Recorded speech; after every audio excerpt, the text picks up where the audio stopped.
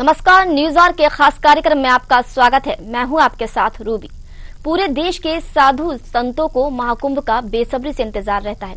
इस साल 12 साल बाद प्रयाग में महाकुंभ का आयोजन होगा। प्रयाग महाकुंभ की शुरुआत पौष पूर्णिमा स्नान के साथ 13 जनवरी 2025 को है।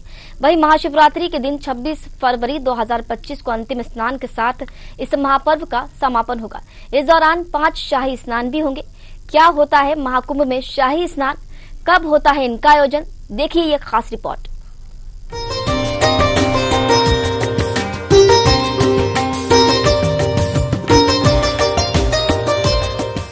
महाकुंभ 2025 प्रमुख स्नान पर्व 13 जनवरी पौष पूर्णिमा, 14 जनवरी मकर संक्रांति शाही स्नान, 29 जनवरी मौनी अमावस्या शाही स्नान, 3 फरवरी बसंत पंचमी शाही स्नान, 12 फरवरी माघी पूर्णिमा, 26 फरवरी महाशिवरात्रि। महाकुंभ भारतीय संस्कृति को प्रदर्शित करने का सबसे बड़ा माध्यम है। इसके जरिए देश विदेश के लोग हमारी परंपराओं, रीति रिवाजों और कलाओं से जुड़ते हैं। भारत में इसका आयोजन 12 साल के अंतराल में किया जाता है। यह 4 प्रमुख स्थानों पर होता है, जिनमें हरिद्वार, प्रयागराज, उज्जैन और नासिक का नाम शामिल है। इन सभी स्थानों में प्रयागराज के संगम में होने वाले महाकुंभ का विशेष महत्व है। प्रयागराज में गंगा, यमुना और सरस्वती के मिलन का अद्भुत नजारा देखने को मिलता है। महाकुंभ और अर्धकुंभ जैसे आयोजन में साधु संतों को सम्मान के साथ स्नान कराया जाता है, इसलिए ही इसे शाही स्नान कहा जाता है। महाकुंभ या कुंभ के दौरान ग्रह और नक्षत्रों की विशेष स्थिति के कारण जल चमत्कारी हो जाता है। शाही स्नान तभी किया जाता है जब ग्रह नक्षत्र बेहद शुभ स्थिति में होते हैं। यह स्नान करने से सभी पापों का नाश होता है और आत्मा शुद्ध होकर मोक्ष प्राप्ति की ओर चली जाती है। इस त्रिवेणी संगम पर विशेष अवसरों पर स्नान करने को शाही स्नान के नाम से जाता है। देखिए, त्रिवेणी संगम की बात करें, अब आप यहाँ पे त्रिवेणी संगम जरूर है, लेकिन अगर त्रिवेणी संगम की बात करें तो सभी का इतना, मान लीजिए इतनी पब्लिक है, सबका स्नान करना मात्र जरूरी नहीं है कि हो पाएगा उनका, ठीक है ना। लेकिन अगर कुंभ को अगर आप थोड़ा सा दूसरे तरीके से देखें ना, कुंभ पर्व मनाया जाता है सिर्फ स्नान विशेष के लिए नहीं मनाया जाता, ठीक है ना। स्नान तो आप आकर के भी तो कर सकते हैं। यहाँ पे क्यों बसे हुए हैं सन्यासी, 1-2 महीने से ये इतनी सारा क्रियाकलाप क्यों कर रहे हैं?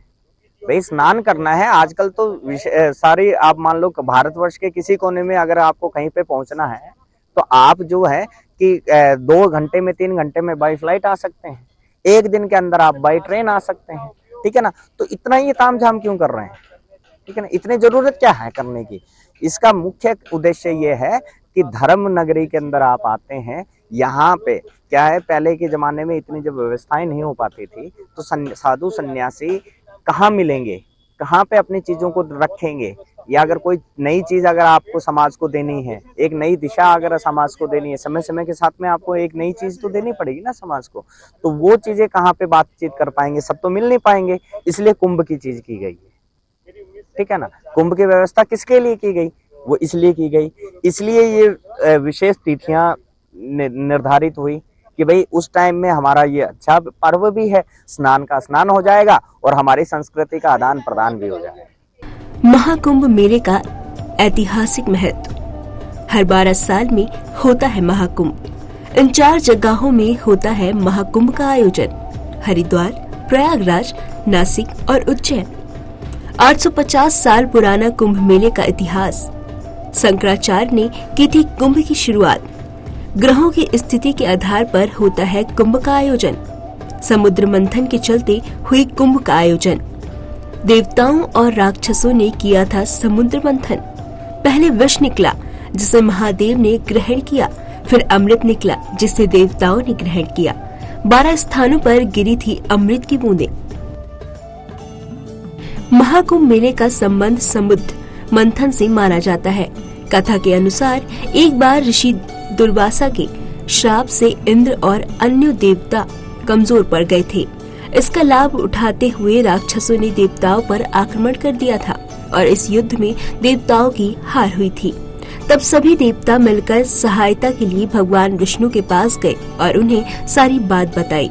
भगवान विष्णु ने राक्षसों के साथ मिलकर समुद्र मंथन करके वहां से अमृत निकालने की सलाह दी। जब समुद्र मंथन से अमृत का कलश निकला तो भगवान इंद्र का पुत्र जयंत उसे लेकर आकाश में उड़ गया। यह सब देखकर राक्षस भी जयंत के पीछे अमृत कलश लेने के लिए भागे और बहुत प्रयास करने के बाद दैत्यों के हाथ में अमृत कलश आ गया। इसके बाद अमृत कलश पर अपना अधिकार जमाने के लिए देवताओं और राक्षसों के बीच 12 दिव्य दिनों तक युद्ध चला था, जो मनुष्य के लिए 12 साल के बराबर माना जाता है। काल भेद के कारण देवताओं के 12 दिन मनुष्य के 12 वर्षों के समान है। इसलिए महापर्व कुंभ हर स्थल पर 12 साल बाद लगता है। समुद्र मंथन के दौरान अमृत कलश से कुछ बूंदे हरिद्वार, उज्जैन, प्रयागराज और नासिक में गिरी थी। इसलिए इन्हीं 4 स्थानों पर महाकुंभ मेले का आयोजन किया जाता है। महाकुंभ को लेकर जूना अखाड़े से संत ने न्यूज आवर से चर्चा की।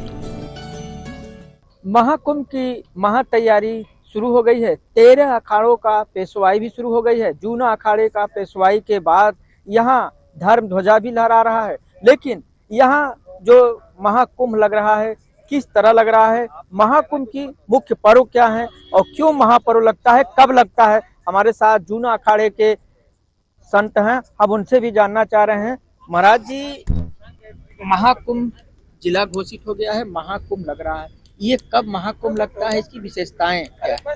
ऐसा है ना, महाकुंभ की व्यवस्थाएं, अगर कुंभ शब्द के अंदर ही कुंभ की विशेषता छुपी हुई है। जैसे कि कुंभ का अर्थ होता है कि कलश, तो जिस प्रकार जितनी मर्जी नदियों का जल आप इस कलश में डाल दें तो वो उस कलश के अंदर समाहित हो सकता है, एक साथ हो सकता है।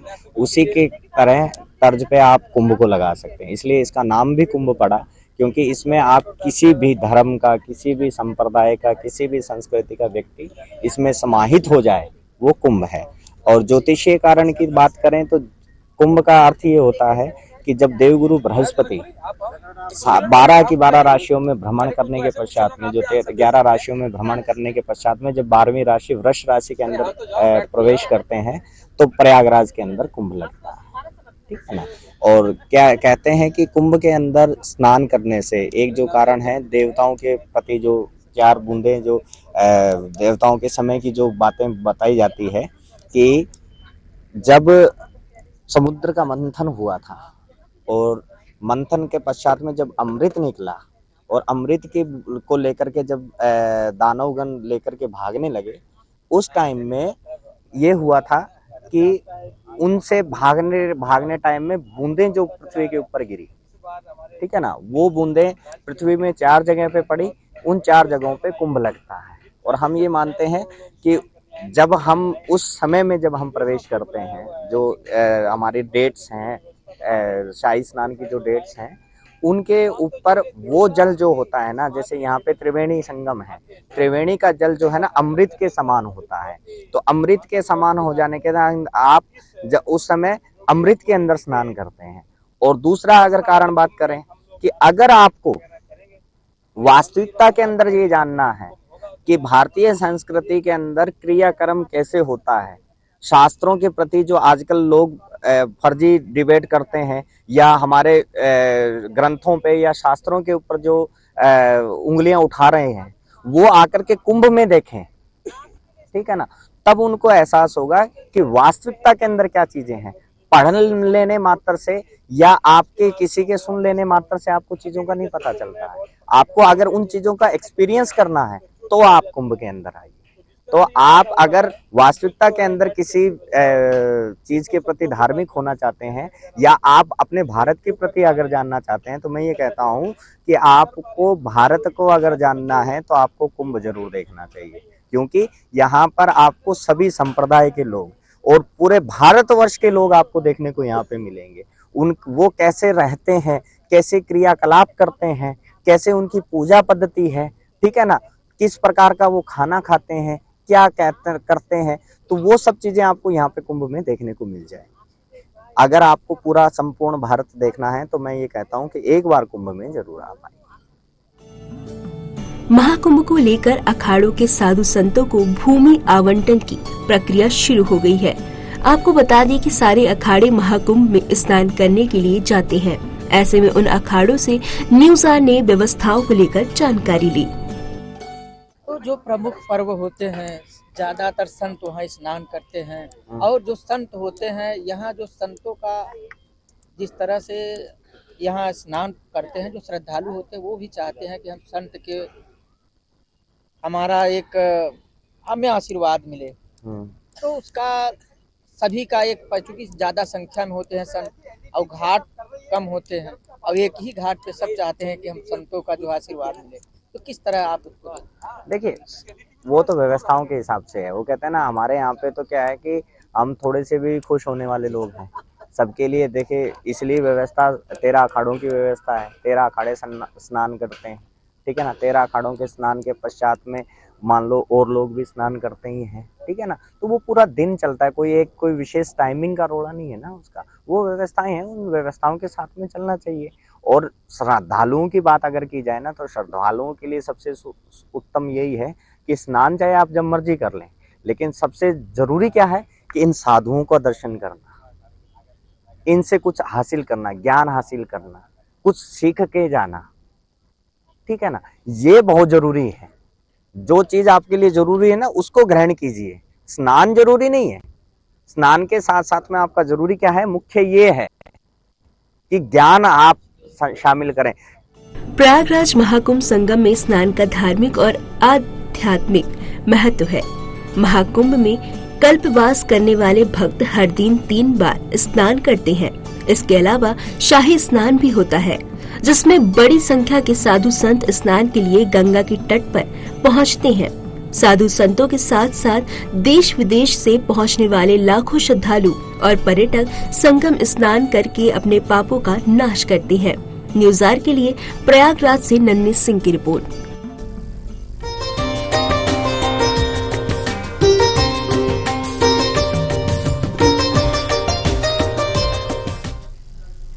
तो महाकुंभ को लेकर ये थी हमारी खास जानकारी। हमारे खास कार्यक्रम में फिलहाल इतना ही। मुझे दीजिए इजाजत। नमस्कार।